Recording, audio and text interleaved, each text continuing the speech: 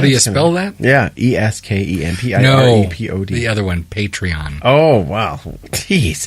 PATREON. Excellent. All right. I need to make a song up. PATREON. Patreon. Let's work on that. Okay, we'll work on that.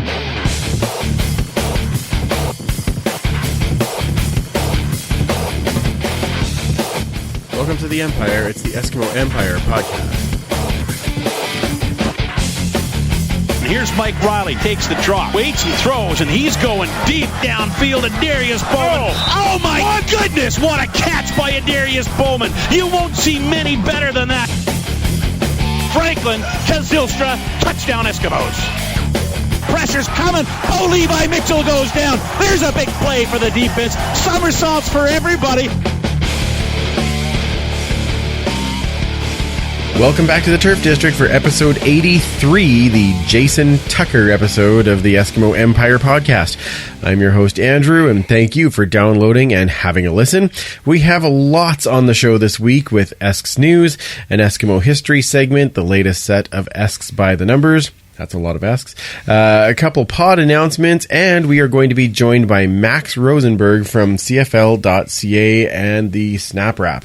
So that's pretty exciting. But of course, with me, as always, the birthday boy this week, Superfan Mike. How you doing, man? I'm aging. Apparently. Yeah, this is what I hear. Yeah, that's what I kept doing. It's very exciting. I was glad that I mean, we get to have cookies tonight. That's true. This is cookies and gin.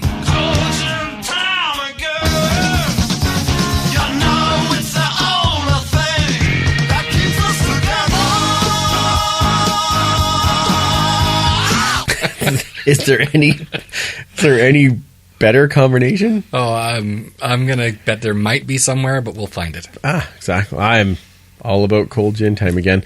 All right. So, plans for the big week?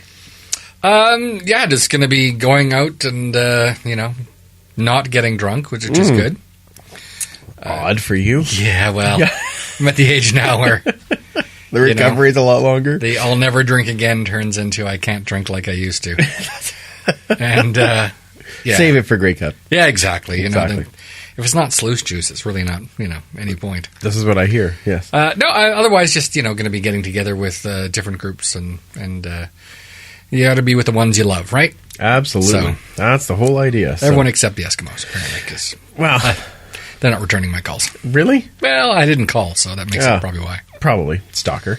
All right, we have lots of stuff to get to, so let's crack right into our Esks news. Now, we touched on this a little bit when we had Blake Dermott here a couple of weeks ago, but we didn't really get to chat about it much afterwards. So, the Esks did sign Johnny Adams, cornerback there that was with Winnipeg, and then off to Hamilton. Yes, and now an Eskimo. What do you think of that signing?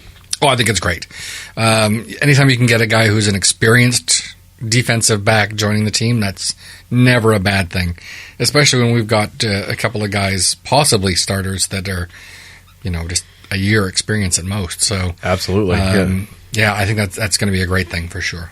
Yeah, well, and if he can return to that 2015 form, then probably got him at a steal of a deal too. Right. So not a bad signing there.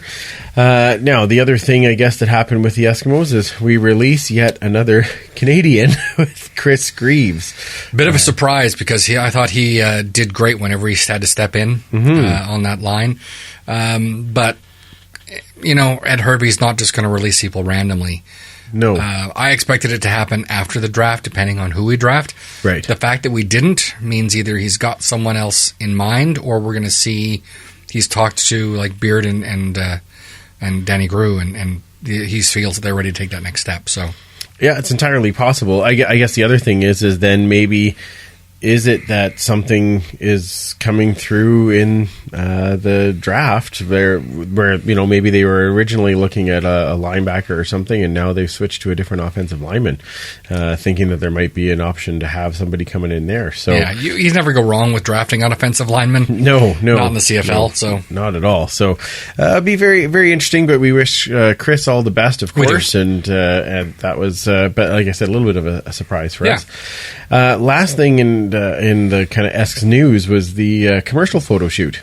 Now, you and I weren't really able to be there. Now, work was getting in the way. It's too bad. I'd like to have been able to take the time off and go, but you did have to register in advance, and I just couldn't commit. Yeah, I was the same way. By the time I got the register now, I was already booked in a clinic the whole day, and I can't, as much as I love the team, that doesn't go well if I say, well, sorry, I just have to cancel my afternoon to go be anyway. So, but it did look like it was a lot of fun. It did, and there's lots of players there, lots of fans there. It was cool. I got to see a lot of familiar faces, which was kind of nice. Little video shoots, and of course, we all know who was there, and everyone else's photos except mine, and that's Jimmy Deuce. Anyway, one day we'll talk again. All right, let's. I guess the other piece of news that came out was we do really want to kind of the last piece of news that did come out, we do want to give our thoughts out to the family, of course, with the passing of the Eskimo great, Larry Highbaugh. Indeed. All-star in the Dynasty years. And, I mean, I guess really that's as good a cue as any. I guess let's just go back and find out in the Esks History segment. Let's get to that right now. Let's hear you cheer and holler for a mighty famous team. Let's hear you roar, you know what, for a team that's on repeat. Our voices rise up to the skies, the fans are glad to scream. We love those Eskimos. Welcome to another edition of This Week in Eskimos History. This week we will talk about some significant Eskimo-related dates from April 5th through April 18th. Some significant birthdays in the first few weeks of April include, on April 13th, it's defensive tackle Dario Romero's birthday. Dario is with the team in 2001 and again 2008, 2010, and he turns 39 years old. 20 years to the day older, also on April 13th, it is receiver 1979 and 1981-91 Marco Sincar's birthday. 27. And on April 17th, friend of the podcast, Rashad Genty. This is Rashad Genty, and you're listening to the Eskimo Fire Trucker. Defensive end and linebacker, 2003-05, and again in 2012, turns 34. Nice. Some current Eskimos celebrating a birthday. April 7th is John the Wolfman White IV. Well, running back from 2013 to present. I'm glad you used his full name. Well, that's the thing, is on the commercial shoot, he was actually wearing white IV on the back of his jersey, so maybe he'll wear it this year. On April 10th, I suppose technically not a current Eskimo, Shakir the Pinbell Bell. Oh, wow. Also running back from 2015 and 16. He is still a free agent, so perhaps we will see him front of the year in green and gold, and I'd welcome him back for sure. Absolutely. And on April 13th again, April 13th, a lot of birthdays. Wow. It is the birthday of Kendall Lawrence. Of course, that Swiss Army knife running back, slot back, kick returner from 2014 and 15, and again 2017, having his birthday. So happy birthday to all. Eskimos who have their anniversaries of passing during this time. As mentioned earlier, shortly after we recorded our last This Week in Esks History, we were saddened to learn to the death of former Eskimo legendary defensive back and returner Larry Highbaugh on March 21st. Highbaugh was a huge fan favorite as he starred in the defensive backfield for the Eskimos from 1972 through 1983 and still holds many team records, including 66 career interceptions, which was the CFL record at the time of his retirement. Highbaugh also excelled at returns and holds the Eskimos' record for most kick return touchdowns, as well as the longest punt and longest kick returns in team history. Larry Highbaugh was voted by the fans of this show as the best Eskimos to wear number 13. High praise indeed. He was 68 years old. Other important dates in the Empire. We have two important signings on these date ranges. April 11th, 1996, Edmonton signs free agent quarterback Danny McManus, previously with the Winnipeg Blue Bombers and BC Lions, and winner of the 1994 Grey Cup after starter Kent Austin was knocked out of the game. McManus' last game at that point with the Lions was a loss to the Eskimos in the 1995 North semifinal, but he settled in nicely with the green and gold after the Eskimos signed a familiar target in Darren Flutie. McManus led Edmonton to the title game in his first year as an Eskimo, falling one fumble short of winning the Eskimos Grey Cup. After moving to Hamilton after the 1997 season, he returned briefly to the Eskimos after 2005, but being traded to Calgary before the season started, and ultimately retired after 2006. He was enshrined into the Canadian Football Hall of Fame in 2011. And lastly, April 10th, 2015, the Eskimos sign a quarterback out of the University of Missouri, Jimmy Deuce, Mr. James Franklin. Good pick. Mine. After graduating from Mizzou in 2014, Franklin signed as an undrafted free agent with the Detroit Lions in May, who then released him in late August. After joining the Eskimos in 2015, Franklin caused a buzz during training camp with his arm strength and affable personality, but ended up on the practice roster to begin the season.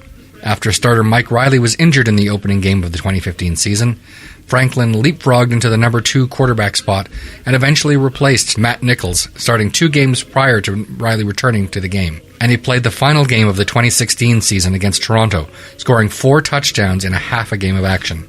The future is uncertain for the young pivot, but I think it's safe to say we know how Andrew would like to see things unfold. You think? Thank you again for listening to another episode of This Week in Eskimos History.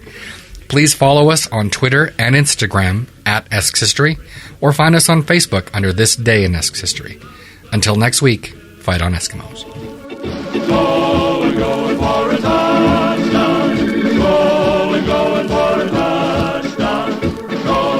Going for a touchdown. We love those Eskimos. Another excellent addition into the history segment, Superfan. Let's get into just a wee bit of CFL news. But first, I do want to send out a big thanks to Candid Frank for having me on his show last Wednesday. We got to talk about the CFL a bit, the Esks a bit, walking into the games, how long I've been going to games, and talking about expansion, a lot of different things that we talked about in there. So it was a fun little time for an hour and a half there with the boys. So you can find that. The links are all posted on our Facebook pages, things like that. You can follow up with that. Okay, so we covered a lot of the CFL news and the Periscope this week. We did. Trying to break that up a little bit so that we can keep this, we cover some CFL stuff and a lot of Eskimo stuff in here. A couple of things that I just want to talk about, the Combine. Now that we've had a little bit of chance to go back and watch some of those things on CFL Live, which is, I love that because you can actually go back and watch those one-on-ones. Anybody that kind of jumped out for you that you thought that might be something even the Esks are looking for? Yeah, well, I mentioned it on the Periscope. Boateng was just an absolute beast there, and he just stood out as somebody who is just so pro-ready at this point. Mm-hmm. The only question is he going to be playing in the CFL at all? Or is he going to be playing down south? So we'll see how that goes. Absolutely. Who knows where he ends up? A couple of different guys, because, we're picking 5th overall. That's a higher pick than what we've had in the last little while. Yeah, that's unfortunate, but... exactly, but we do have a little more options, so I've been watching a little closer for that. There's a guy, Gosselin, listed as a running back. Right. And I thought he had great hands, great blocking. Not exactly a position that we need at this particular moment because we're kind of loaded as far as receivers, all those types of things. But he stood out to me for sure. And really, even in the CFL, you don't necessarily draft for need. Most people just take the best available player. Right. Unless there is a specific need, right? Then you'd be looking there. So a couple other guys that stood out for me. Evan Johnson, I thought, actually stood out very well for the O-line. Sure.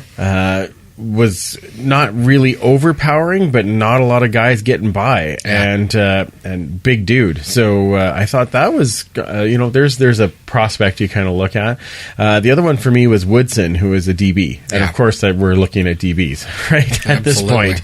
And those one-on-ones, receiver on DB, man, I tell you, they are full advantage offense, but I gotta say, I thought he stayed pretty tight in coverage. Nice. So I do want to sit down and watch it again. CFL.ca /live, I think is what it's under.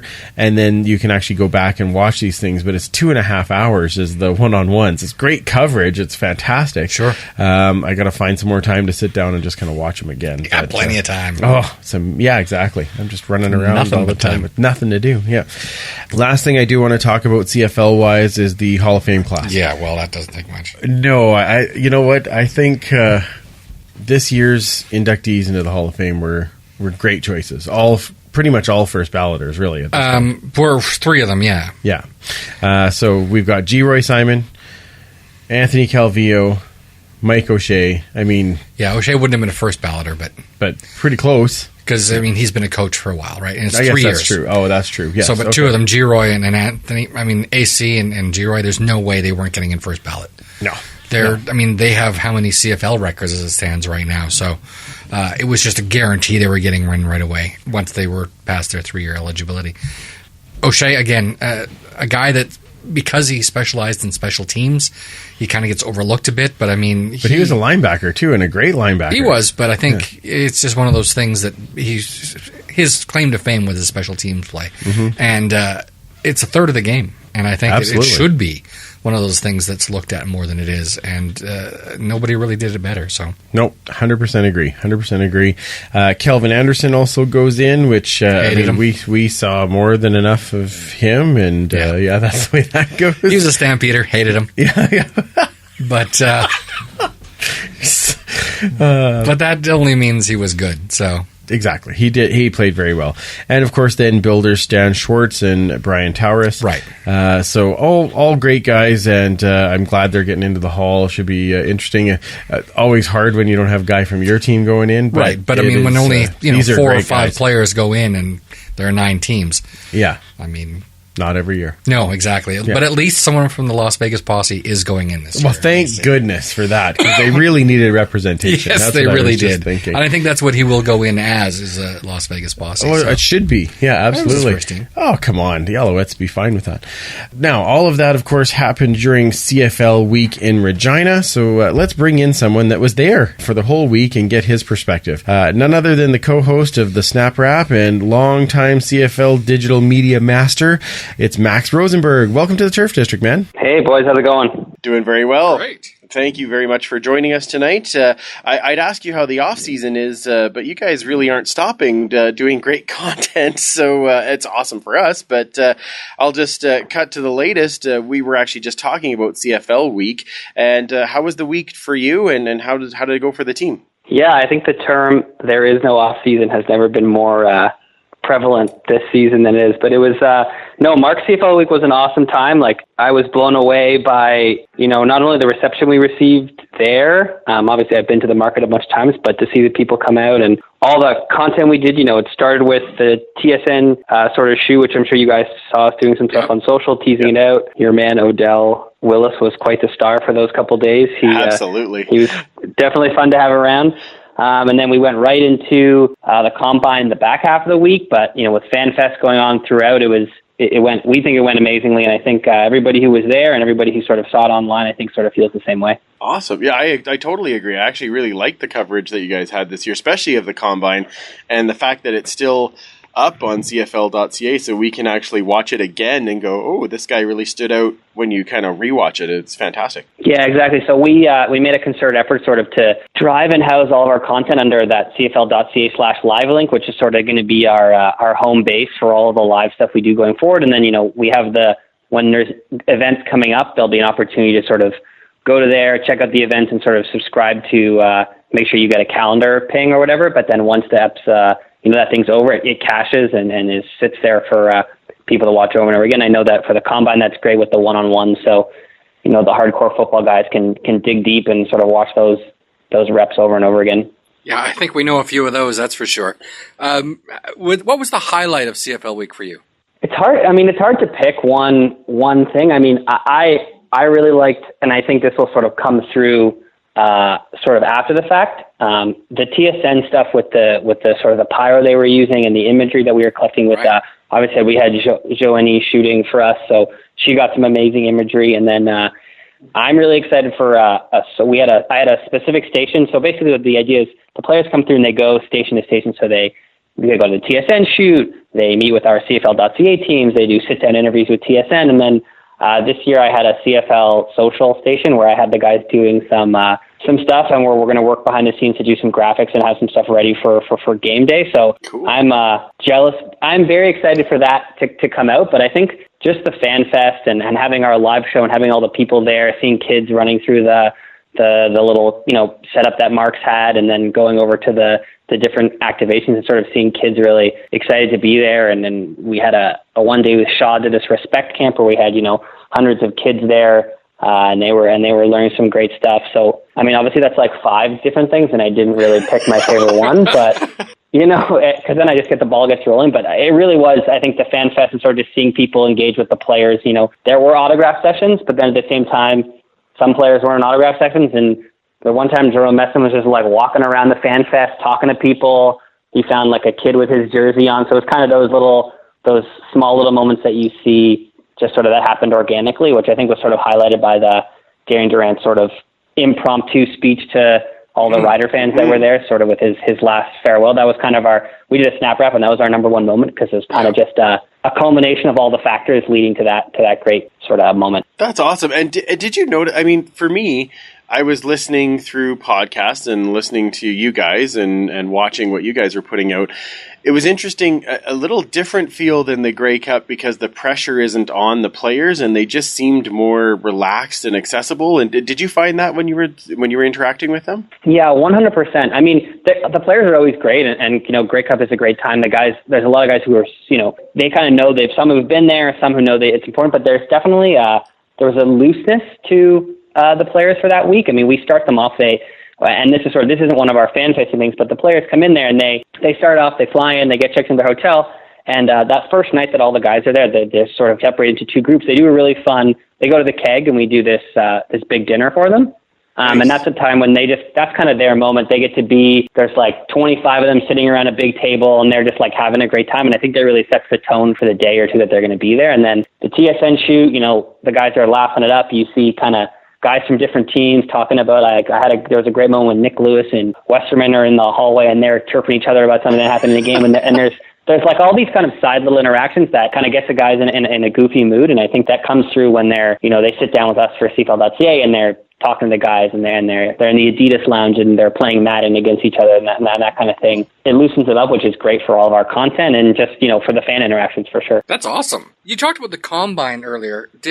What players stood out for you there? Yeah, so I mean, obviously we had a full slate of coverage. Like we were really, really happy with how the sort of the live stuff went. I think fantastic. James and Marshall doing their thing, and Davis kind of being on the floor. Yeah, that was really cool. Yeah, and we were really happy. That was sort of we kind of took it up every year. We've kind of improved that broadcast piece by piece.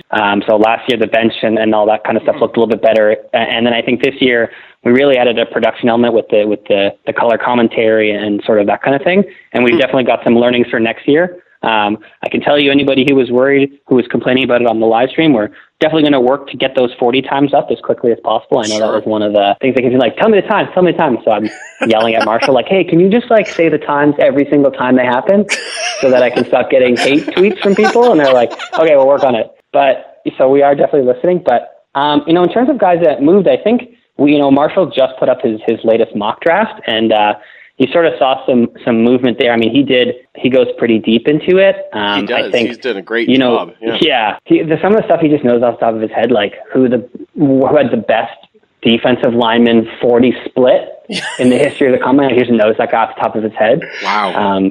So I kind of like poking him and prodding him about some stuff. So we're going to do some combine comparisons. I mean, in terms of guys that seem to sort of improve, I know we did a little highlight pack on Johnny Augustine, who definitely he was one of those guys who kind of came out of I don't want to say came out of nowhere, but he wasn't a guy you were necessarily talking about. But then those one-on-one sessions happen, and that's kind of like the testing is done, and testing is great, and you get a lot of stuff from there. But you can kind of see when the guys get into action what they're sort of capable of. I think a couple of the receivers, Vandervoort, who Marshall's a big supporter of, kind of the same way. That's always a tough test for the DBs. Like they're kind of definitely at a disadvantage, but I think a lot of the receivers definitely impressed. And then the one-on-ones for the O-line, D-line, I've sort of liked what I've seen from Kwaku Boateng for, and I think there was a great one where one of the O-linemen challenged him and kind of said like, he was like, you haven't had one all day, and he's like, fine, let's do this. And he lined up one-on-one and just like burst past him, and that was sort of another great moment. That is awesome. And we have a joke in the turf district here. If it hits your hands and you drop it, then of course 10 push-ups, and we joke about push-ups all the time. And a couple of guys are doing a bit of push-ups after then, but there was some guys that really shone out. You stole all the ones I was going to say, Augustine. And I guess the only other one was Evan Johnson on the line. I thought he had a really good combine too. So yeah, and you didn't. And I think Marshall was sort of on our podcast on the Waggle recently this past week, and he definitely said like, he stood out because you didn't hear his name once. Like, a couple of the other ones maybe got beat or run over or whatever, but he, and apparently he tested sort of, his testing averages, like he didn't, blow you away in any one place, but he was in like the 60th, 80th, 90th percentile in some of those spots, sort of across the board. So it'll sort of be interesting to see what that translates into on draft day. Oh, awesome. Now, you mentioned like you guys have come a long way as you're doing different parts of the combine, and you've been with the CFL for quite a while now, but you've kind of seen the growth on the digital side. Compare it to when you started to how it is now.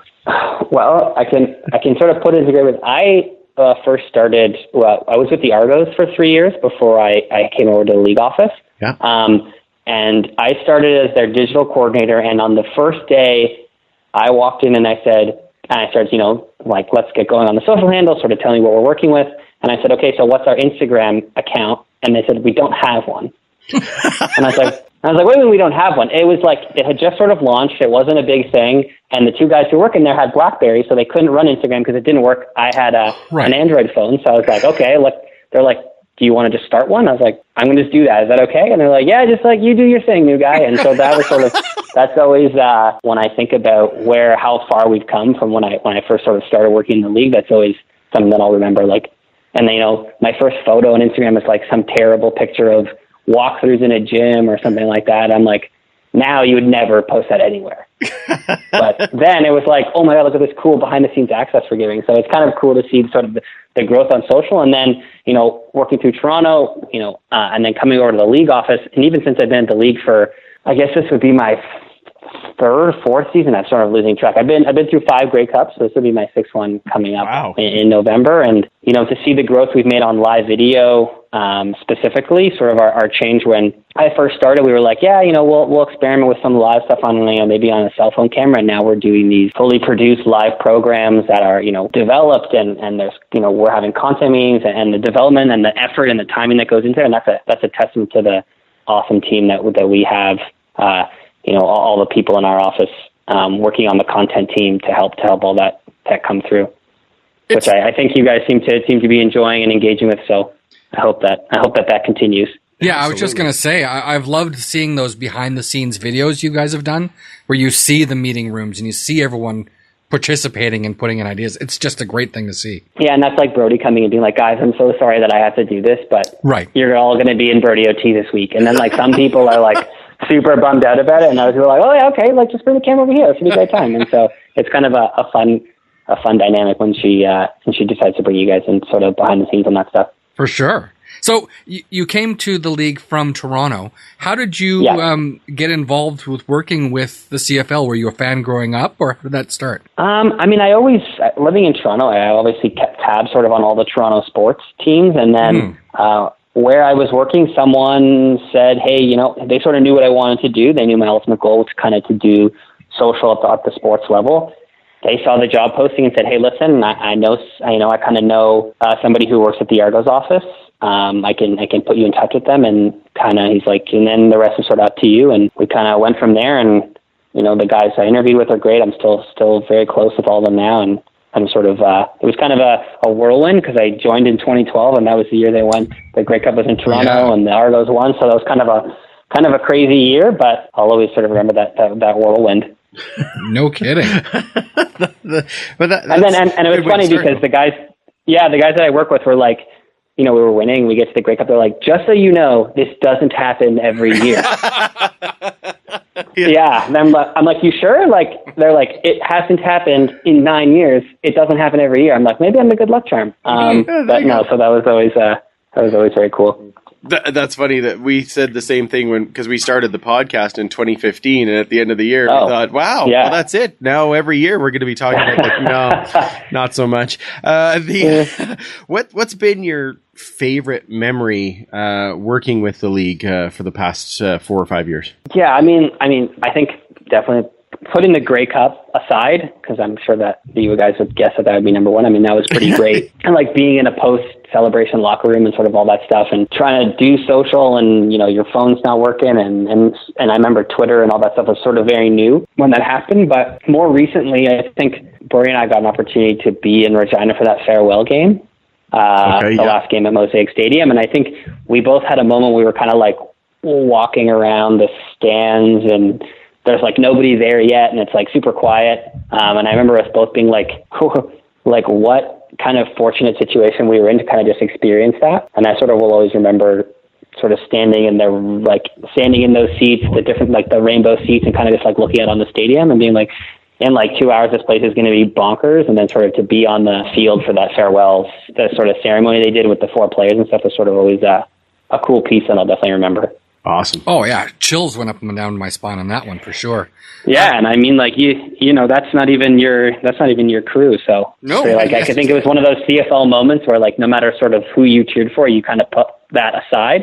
And I think that's definitely what makes the CFL unique. Like there's rivalry, and it definitely gets heated, but in the end, like more than any league, I think people are fans of the league as a whole. Obviously, they have their teams, but they're sort of a CFL family that overrides everything. Yeah, I think I've often said that I'm a CFL fan. I cheer for the Eskimos, kind of thing. So yeah, I think that's the right way to put it.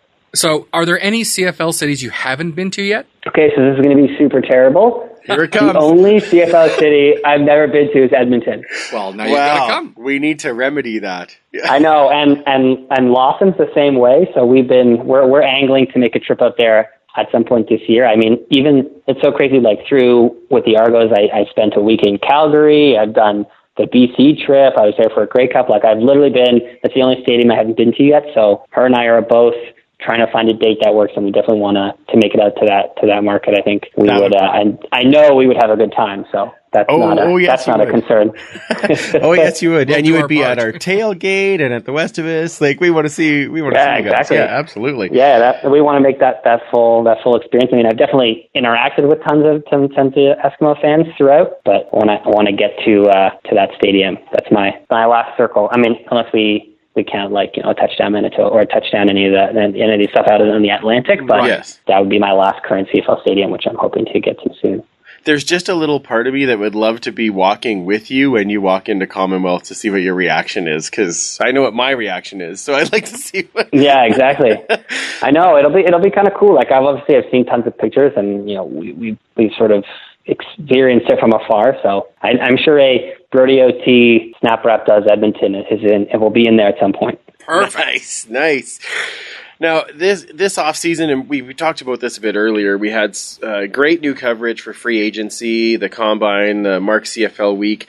Do we dare say that there is more unprecedented coverage coming for draft day and the start of training camp and all those types of things? Yeah, so I mean, our hope is to continue to sort of push that envelope, especially with the live program offerings. I can't reveal like super much about a whole bunch about sort of what we have planned, because it's all in flux and we're trying to fit the right fit for all that stuff. But the idea is, I think we've seen a great reception on the CFL Live front with free agency. I think that was a big one this off season. Yeah. Doing that, going live on the hour. I think people seem to really enjoy that.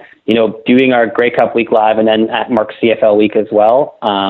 That was a bit of a different feel being, sort of in a live panel, but I think the idea is to keep doing that the idea is definitely, I can say, to keep doing that kind of stuff and finding new ways to bring you guys live program that I think is different than what's out there and offers a new perspective. And we were able to do some fun stuff. I know some of the games we were able to do with the guys, we did that great game with the 2 sets of buds, which I'm sure you guys saw, with Odell and Adarius. So, and they're great characters. So, opportunities to show players for something different than what you see in a media scrum or on the field. I think and we're able to do that.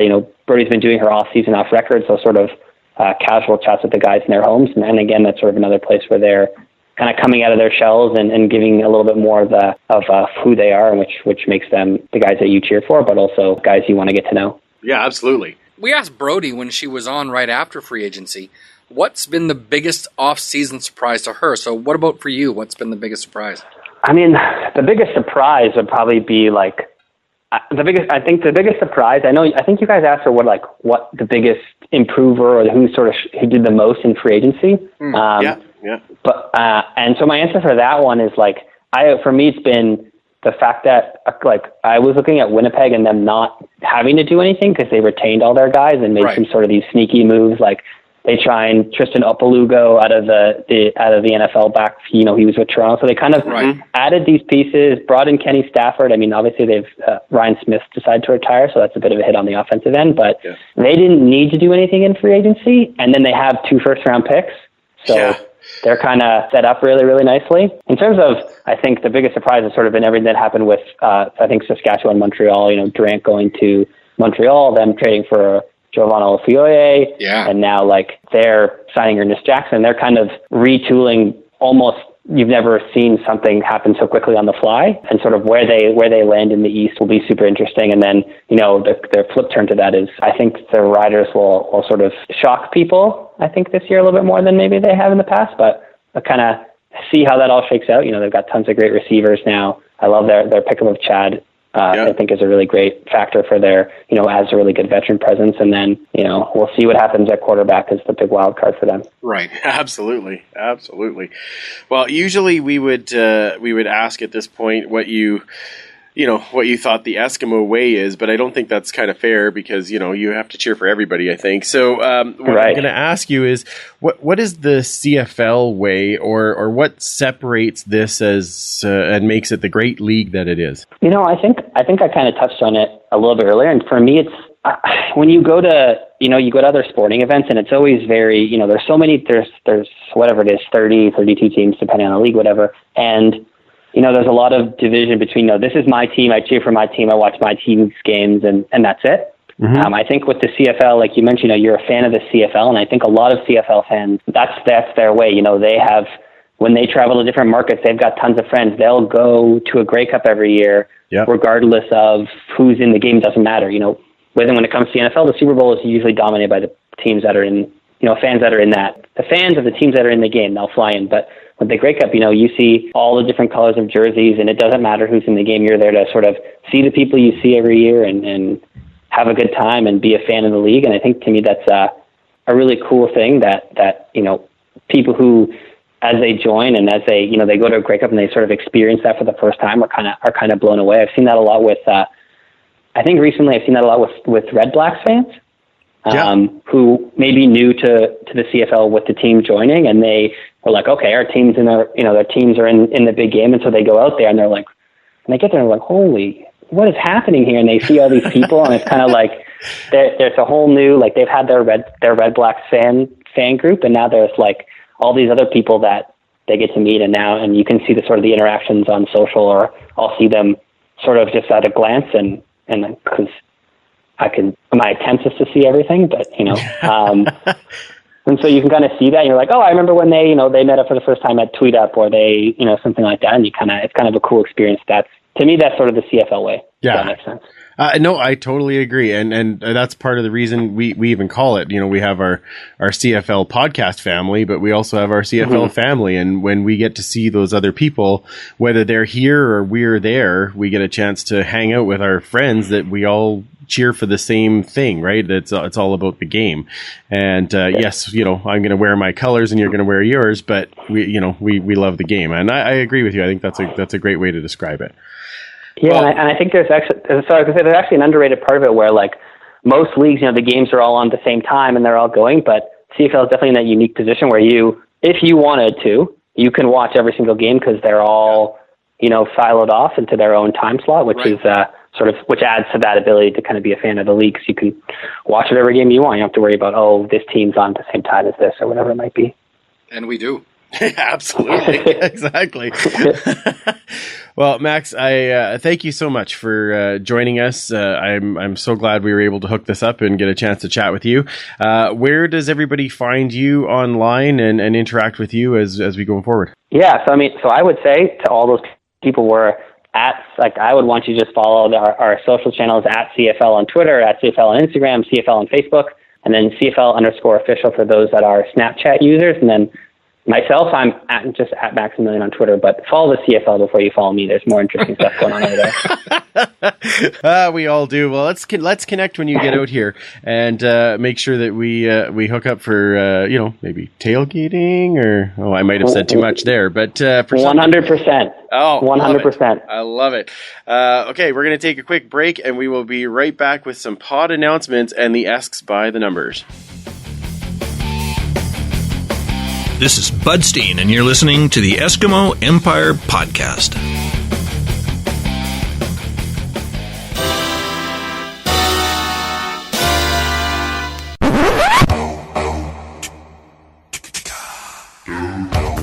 Hey guys, do you know there's even more ways to interact with the Empire online? What? That's right. You can find us on Twitter at Esk Empire Pod, on Facebook under the Eskimo Empire Podcast group, on Instagram at Esk Empire Pod, and you can also follow us on YouTube under our channel, the Eskimo Empire Podcast. Now, I know you guys like that Eskimo History segment, right? Yeah! You can follow more of that information at Esks History on Twitter, and you can find it on This Day in Esks History on Facebook. Don't forget to share, okay? Okay! Thanks so much for listening. Let's get back to the show.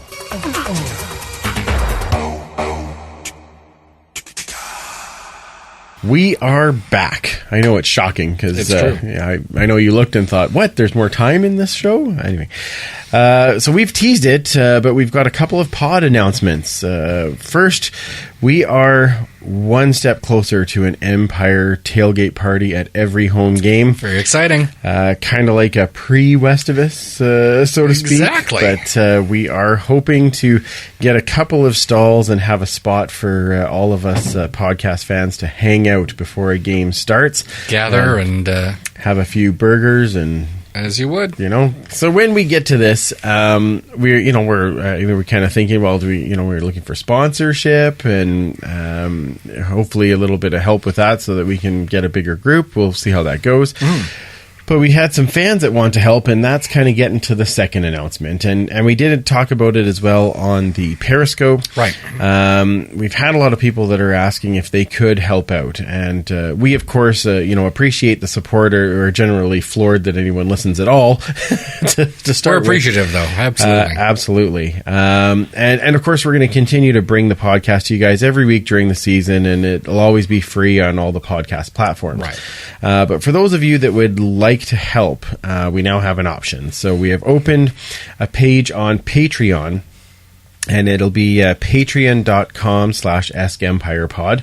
Tried to make a little bit of, keeping it the same. Yeah, how do you spell that? Yeah, ESKEMPIREPOD. No, the other one, Patreon. Oh, wow. Jeez. PATREON. Excellent. All right. I need to make a song up. PATREON. Patreon. Let's work on that. Okay, we'll work on that. It's a spot where you can go to contribute a couple of bucks each month if you'd like to help.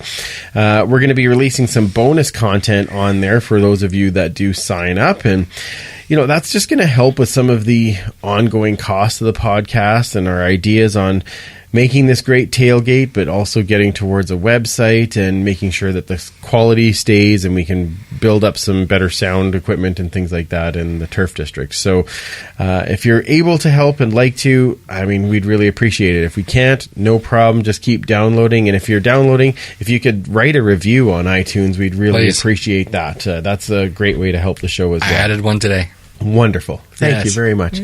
Did you say it was good? I said it was all right. Okay. 4 stars. Let's not forget, of course, on the Patreon site, it is the place where you will find the jazz hands picture of us forever in eternity. And if you decide to go and donate, thank you very much. That is, every little bit helps to grow the empire. So hopefully we will see you on there, and we will start to give away some of those different things that we have listed right on the site. All right, Superfan, it is that time again. It is. Esks by the numbers. Now, I do want to mention before we get to playing the music, this was probably our lowest turnout. And I think, so we need some help spreading the word here. We want more votes in so that we can get all these numbers, and we're getting into some major numbers in the 70s and 80s here that we're going to have some fantastic races. Yes. So, spread the word, help out, and that'd be great. And remember, at the end, there's going to be a draw for a grand prize. Absolutely. So we're very excited about that. All right, let's get right to this week's numbers. 1, 2, 3, 4, 5, 6, 7, 8, 9, 10, 11, 12.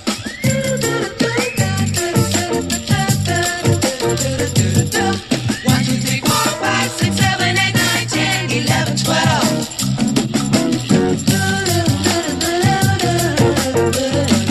Welcome to another edition of the Esks by the Numbers.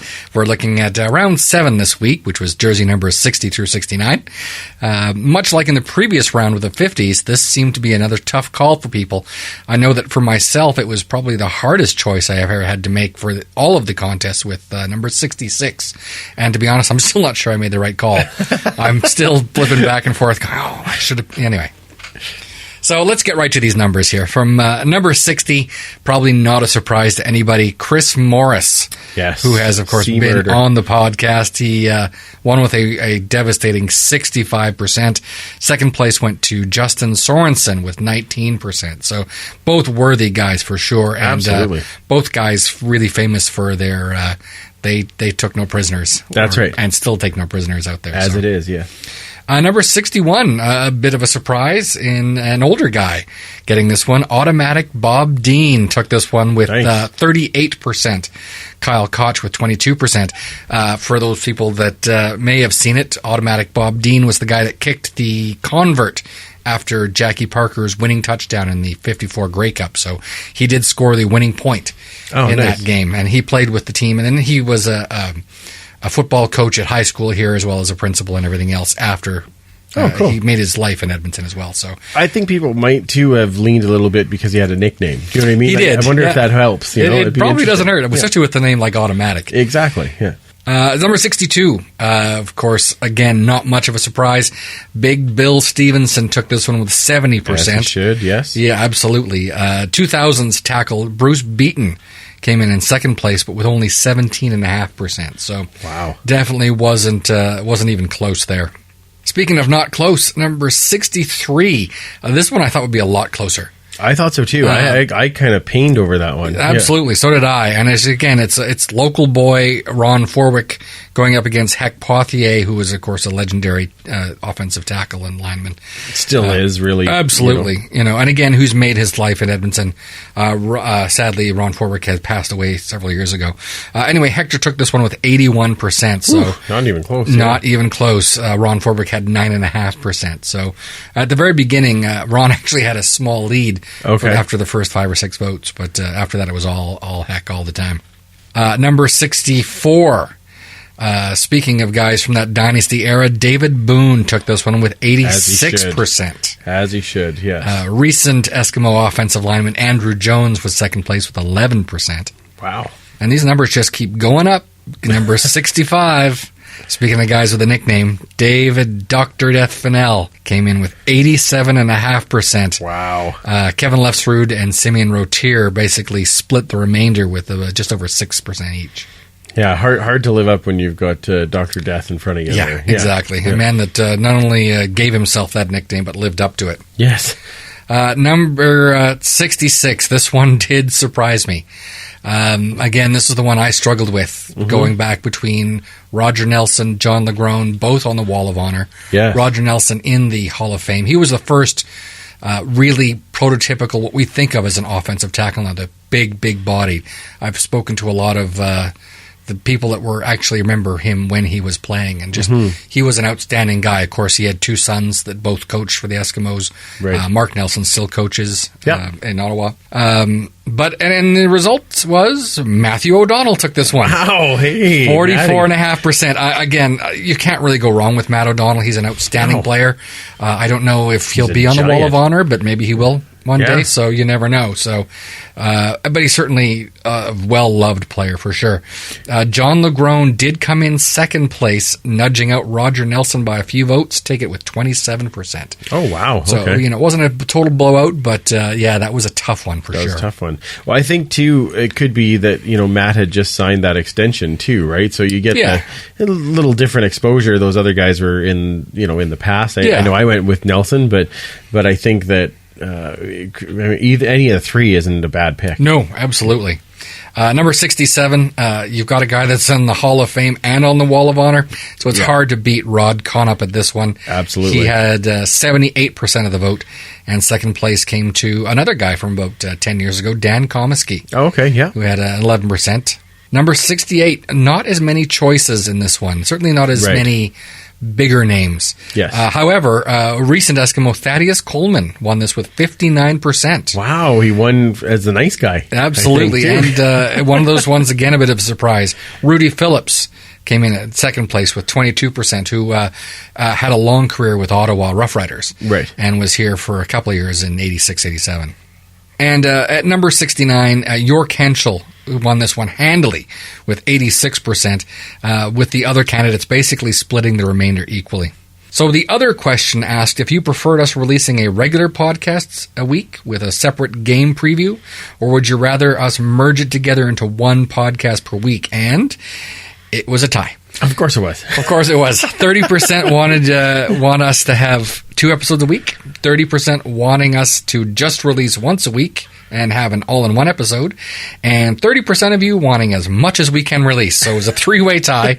As we mentioned, looks like we might have a solution for those of you wanting some more content anyway. Absolutely. So we're still going to talk about it as we get closer to the season, how we're going to handle the game preview. But if you do want more content, as Andrew mentioned earlier, we are looking at that Patreon account. So absolutely, there will be a couple of different things in there depending on what level. So yes. So some real discrepancies with the media and podcasters, which we've run as a separate vote. We have several of us from the podcast here, both Andrew and I, plus a few of the former co-hosts, and about 4 people from the Edmonton media. So here's some of the differences we saw. Okay. So at number 60, Chris Morris still won this one, but Charlie Turner did come in second place with 1 vote. But wow. I wonder. I don't know who made that vote, but someone very wise. At number 61, the runner-up, in this case, again, it was automatic Bob Dean, but Greg Pipes, who was a defensive tackle in the late 60s, early 70s. And he was just a monster of a guy. You and I have watched that game from 1970, and he was just a huge, huge man, especially standing next to John LeGrone, who, by today's standards, was a small defensive tackle. So, yes, for sure. Number 66, this was a 2-way tie between Roger Nelson and John LeGrone. And personally, as I had so much difficulty deciding here, this is, maybe a fitting result. Yeah, to end up at 66. As it should have, yes. Yeah, 68, Rudy Phillips won this one quite handily over Thad Coleman. Okay. This is, of course, from his time in the mid-'80s. And at 69, York Henschel, of course, owned this category, with the only other vote going to Up Top My Brother. Absolutely. So thank you again to all the votes in the 7th round here. Round 8, numbers 70 through 79, has now opened, and the links can be found on the Esks History and at Esk Empire Pod Twitter accounts. And these have also been posted on our respective Facebook pages as well. So we are looking forward to seeing how these turn out. We've got some big-time numbers with the 70s coming out, so lots of receivers, especially those numbers were more receivers in the 60s, 70s, and 80s. Absolutely. We moved into the 80s for receivers more as we got into the 90s and 2000s. So, but I mean, definitely some big names in there. So, coming up on one of my favorites, 77. Yeah, 77 is going to be a good one. 78 is going to be a big one. 70, I think, is another one of some amazing people. So yeah.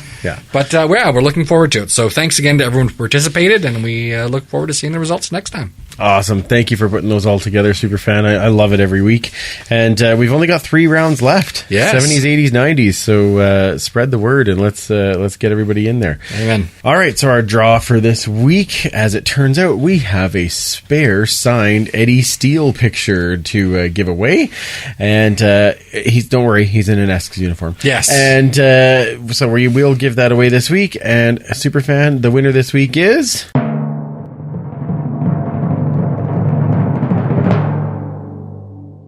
Jerry Cooper. Oh, nice. Yeah. Nice. Big supporter of the show. Known as @_Hugo Agogo on Twitter. So congratulations, Jerry. Absolutely. And we'll get that fired out to you as soon as we can. And might even have a couple of options. I can let you pick one. There you go. Oh, look at that. Hey, geez. Nice. Oh, moving up. God love options. I tell you. Well, Superfan, we've reached the end once again. We have. Thank you for coming over for the show and doing all this as always.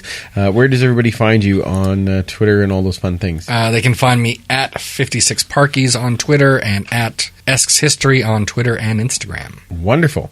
And you can find us at Esks Empire Pod and me at Free Policious. Thank you again for listening to our little show, as without you, there is no Empire. Big thanks to Max again for joining us, and make sure to follow him, like he said, at CFL or at Maximilian. We will be back in a couple of weeks with our regular Esks news, Eskimo history, and the next round of Esks by the Numbers. And we're working on another great guest. Ooh. A tease. A teaser. Yes. So are we already excited for tailgating in 2017? Absolutely. For Superfan Mike, I'm Andrew. Remember, you can't catch footballs with your face. We will absolutely talk to you soon.